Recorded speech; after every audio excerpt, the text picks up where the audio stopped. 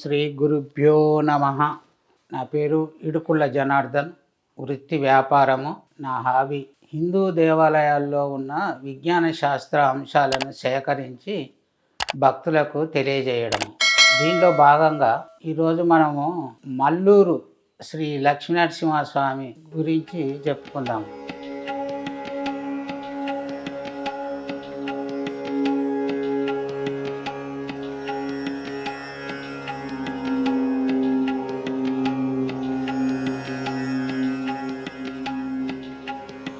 ఈ మల్లూరు మంగపేట మండలము సుమారు వరంగల్కు 140 కిలోమీటర్ల దూరంలో ఉంటుంది. ఇక్కడ చిన్న గుట్ట మీద స్వామివారు ఉంటారు. ఇక్కడ స్వామివారు సుమారు 9 అడుగుల ఎత్తులో ఉంటారు. అయితే ఈ స్వామిని మన సజీవ మూర్తిగా చెప్తారు. ఈ స్వామివారి నాభి నుంచి నిరంతరము ఒక రకమైనటువంటి ద్రవం వస్తుంది. అది సరే సంతానం లేని వారికి ఇవ్వడము ఇలాంటివి జరుగుతుంటాయి. సరే, అది ఒకటి. రెండోది, మనకు ఈ స్వామిని ఎక్కడ ముట్టుకొని వచ్చినా కూడా మెత్తగా ఉంటారు. ఇది ఒకటి. రెండోది, ఇక్కడ గుట్టల ప్రదేశము, ఇక్కడ ఒక చిన్న దొన ఉన్నది.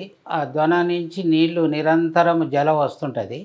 అయితే ఇది కొండల ప్రదేశం కాబట్టి జల రావడం సహజమే. కాకపోతే ఇక్కడ విచిత్రం ఏంటంటే, ఈ శాస్త్ర విజ్ఞానానికి సంబంధించిన అంశానికి భక్తులు కనుక ఎక్కువ మంది వచ్చినట్టయితే ఈ జల ప్రవాహం కూడా ఎక్కువ వస్తుంది. భక్తులు తక్కువ వచ్చినప్పుడు అది కొద్దిగానే వస్తుంది. ఇది ఇక్కడ ఉన్నటువంటి ఒక విచిత్రం. తర్వాత ఈ స్వామివారి నాభి నుంచి ఈ ద్రవం రావడం అనేది ఇక్కడ శాస్త్ర విజ్ఞానానికి సంబంధించి అంతుబట్టని విషయంగా ఉన్నది.